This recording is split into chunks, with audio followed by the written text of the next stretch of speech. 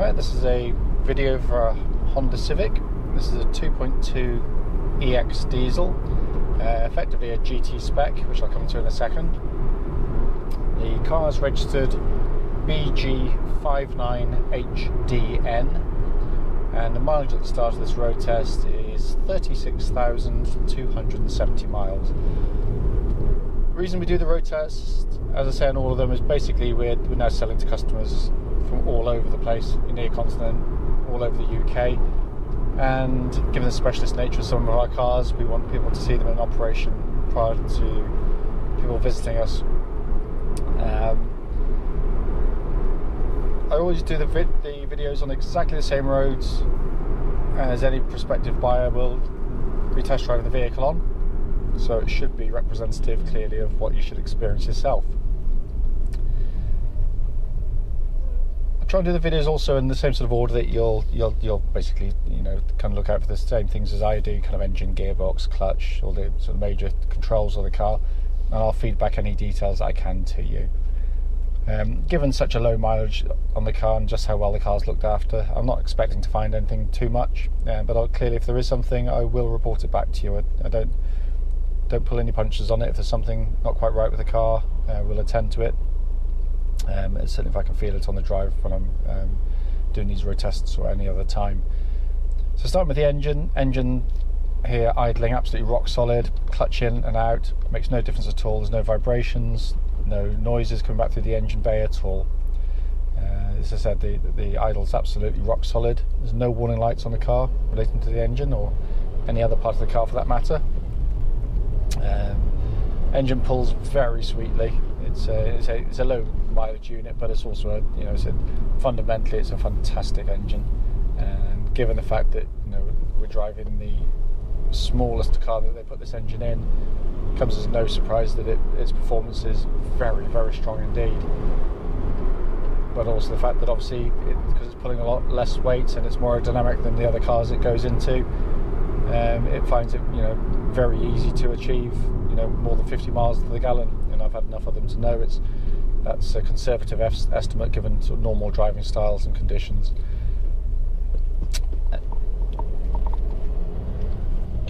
Being one of the later versions, the facelift versions, a bit more sound deadening in these, so there's less engine noise coming back through. But the engine itself, as I said, as an example of one, it just pulls really solidly, really, really crisply, and feels as new as you'd expect given the mileage. They're not really running properly till they hit about 40,000 anyway, so it's a very fresh engine.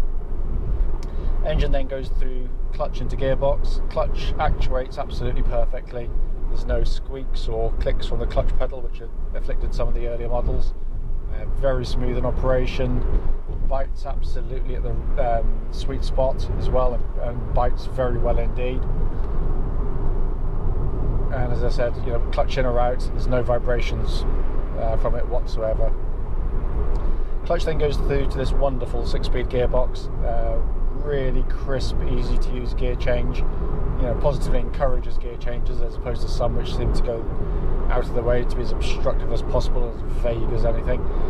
This is a lesson to other manufacturers on how to make a cable operated gearbox feel almost as if it's directly connected, because the quality of the linkage is absolutely superb.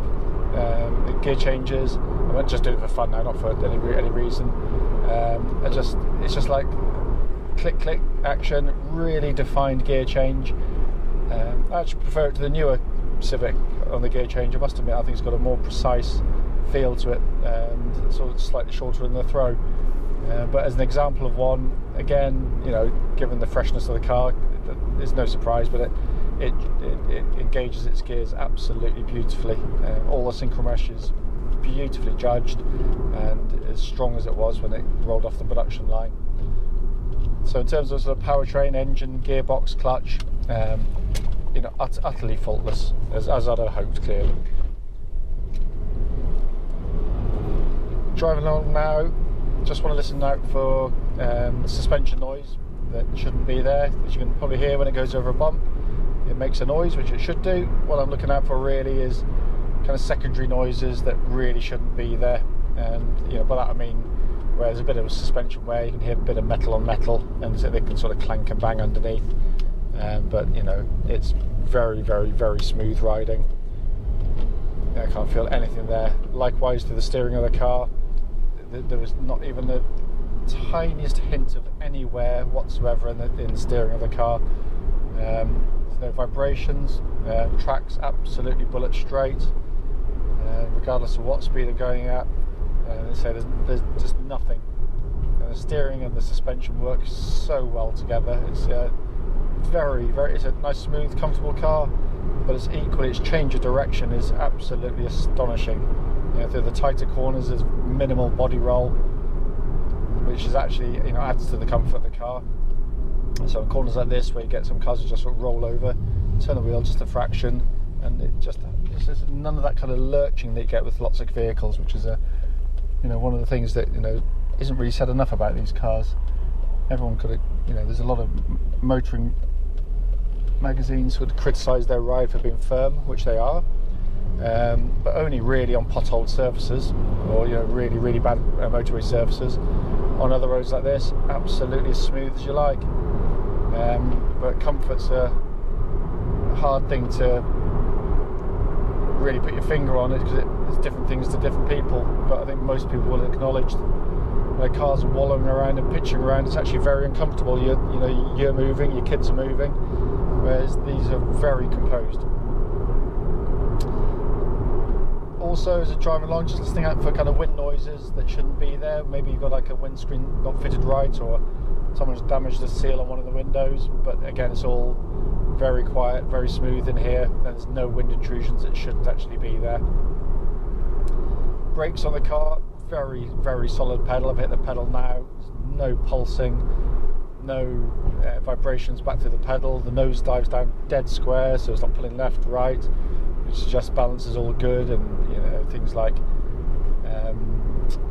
shock absorbers all in very fine order.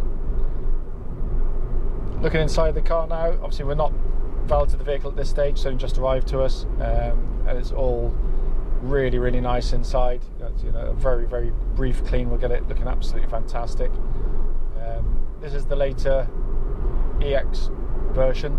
This is where it gets slightly confusing, because Honda in their wisdom, so don't be confused. If you see an EX from 2009 onwards, they'll all have a panoramic glass roof, as above my head.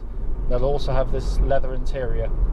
But bizarrely, they deleted the sat-nav system that's fitted to this car, which was previously standard on the EX model, whereas none of the aforementioned was. They then brought out in 2010 the EX GT model, which basically was the EX with roof and leather, but also with the sat-nav. This one's got all three, so effectively it is an EX GT. So it's, you know, just try and clarify that, although registered as an EX. Dashboard itself, you can tell it's a later model. Basically, this part here is now kind of this pseudo kind of carbon fibre looking stuff, but it's actually far, far, far more scratch resistant than the earlier models, which had kind of a shiny glossy plastic there, which looked grand when they were new, but would mark very easily with kind of fingernails and, you know, grubby fingers, and could look quite tatty quite quickly. Likewise, this darker gunmetal colour around the plastics around the doors and the centre consoles there, again much more resistant to scratching than the earlier models. The rest of the dashboard, I think, you know, it is genuinely a work of art. It's absolutely superbly done. You've got this two-tier dashboard in front of me now. All the switchboard sets, the switches for the air conditioning, climate control system are all just fall absolutely naturally to hand. You know, a couple of hours in the car and everything, you know, becomes second nature very quickly indeed. But the best bit for me is this bit directly in front. You've got this two readouts, one high, one low. High one there, it's telling me my speed. So as I'm looking at the car directly in front of me now, I'm looking at the car, but I can actually still see the speed out of my peripheral vision. And it, tiny detail, but so clever. Basically means you're not taking your eyes off the road when you're taking your speed in. So, you know, that nanosecond can be costly, as we all know. We've all done it. Put your head down for, you know, a split second, or you know, for whatever reason, and, you know, something happens. You know, it's the speed is the information most of us take in an onboard most regularly, and that positioning is a stroke of genius to me. To the left and right of that, you've got other information. You've got a little rev warning light there, an econometer just to tell you when you're driving particularly economically, and you've also got a little rev indicator which flashes just to remind you to change up or down, which was brought in on these later versions. Not something I particularly like, I must admit. It slightly annoys me, but that's by the by. Further down, we've got a more conventional binnacle there, big, bold, dominating rev counter, very easy to take the information in, and in the middle of it, kind of like a floating information display system for kind of fuel, distance travelled, that kind of stuff, and trip meter. That little pod there, very reminiscent for the Honda nerds out there, and I'm certainly one of them, harking back to the late 70s, early 80s Honda Prelude, which was brought out clearly as it was to bring out technologies as a prelude to what was going to come, and in this case they were quite right, and it works brilliantly. To the left of that, we've got the temperature gauge, which is running at 1/3, and that's exactly where it wants to be on all Honda cars, and fuel gauge to the right. Then we've got various little switches for traction control, parking, sensors, and headlamp washers there as well. You can even press the button here and change the speed to kilometers per hour, so you go abroad. Really clever little design, so you're not trying to work out what speed you're doing and running over a million pedestrians while you're doing it. Auto lights, auto wipers, so a big spec car, and then obviously multifunction steering wheel here. So we've got things like audio top left, cruise control top right, information display bottom right, and then voice activation controls on the bottom left there. But obviously the purpose of the test drive is just to establish if there's any issues with the car, and genuinely I've not found anything. It drives, cliched, I know, but absolutely true. It just drives like brand new. I can't feel a squeak, a shudder through the body shell, no squeak trim, no obvious signs of wear inside the car. As I said, all it needs is a cleaner. It'll look absolutely beautiful in here. But they're great cars, and they've become hugely popular in a world of horrendous issues with sort of DPF filters, and these cars don't have them, which is good. No scheduled cam belt change because it's got a cam chain, so they've really come into their own. They really have. But if I've missed anything out on the video, don't hesitate, please do give us a call. I'll be happy to answer any questions.